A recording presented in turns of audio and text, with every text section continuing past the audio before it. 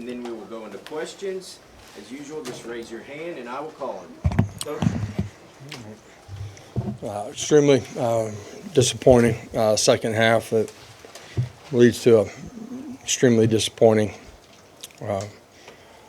ultimate result, and coaches and players all play a part in it. So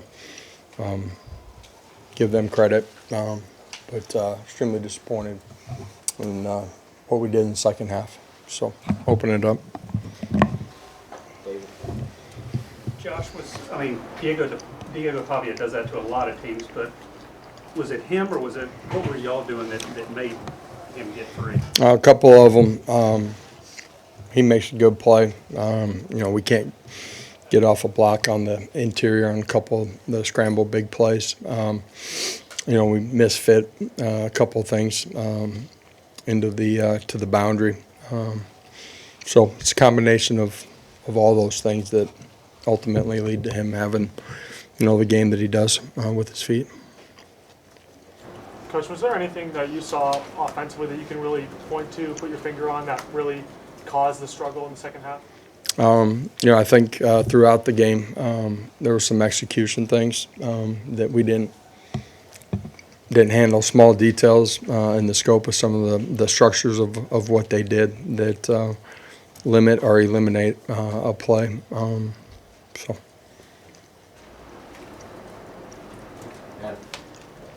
Josh, short of a big picture question, but give up nearly 600 yards tonight. Defense has had its issues this season. I'm not asking if you're making staff changes 10 minutes after a game, but defensively, does something need to change, you think, before next season in terms of personnel, scheme, plan, just some major changes? All right.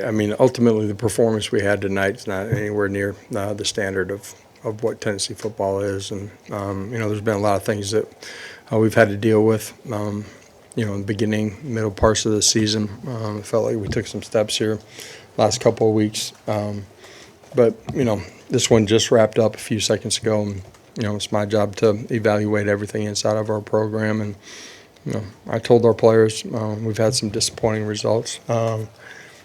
But the second half was extremely disappointing. Coaches and players, not just one. Josh, with the second half, the defense tonight, what would you kind of point to as being the biggest issue for you all? Man, ultimately, you can look at the run game. You know what I mean? So it starts there, and getting off the field on third down. End of the first half, got to stop. Not smart football. Give them another set of downs, and they get 7 instead of kicking a field goal. And it's all those little things that add up to a result that you don't like, and looks like that on the scoreboard. This game at this level, it's small details, man.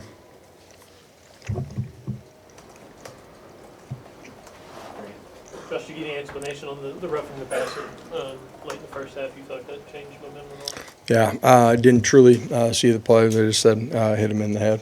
So.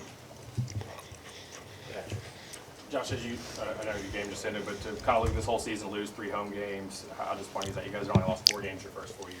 Yeah, really disappointing that we didn't play the way that we're capable of and need to, and head inside of this stadium. David. Another kind of big question on the season. Was this kind of a harder team to get a grasp on from week to week? Because it seemed like, I know you're always after consistency, and just the last 2 weeks alone. I thought we took some steps during the course of the year.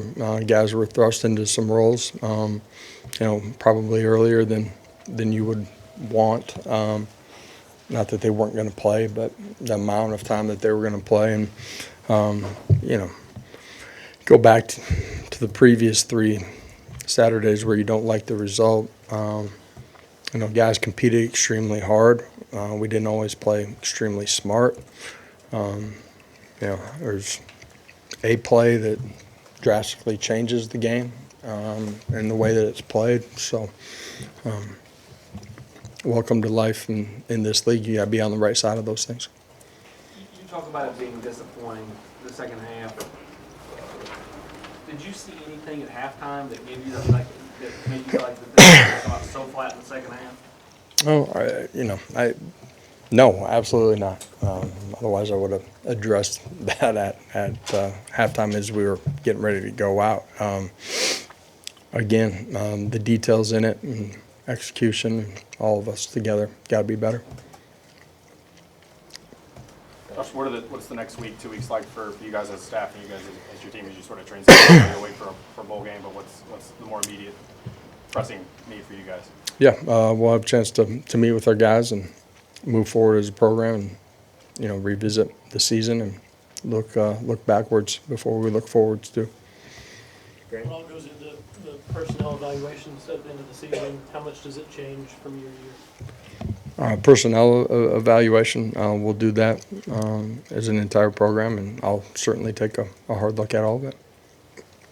In today's world, in today's calendar, which is so different and so much going on, how much do you have to have, basically in the side drawer there, a list of potential names for you to go and try to hire coaches if you make a change or if somebody leaves your staff? Just because of the quick turnaround, signing day, portal window, all that stuff. The landscape of college football has drastically changed. It's changed from a year ago as far as portal windows and all of that. So prepare and handle those things as they come. Okay, thank you all.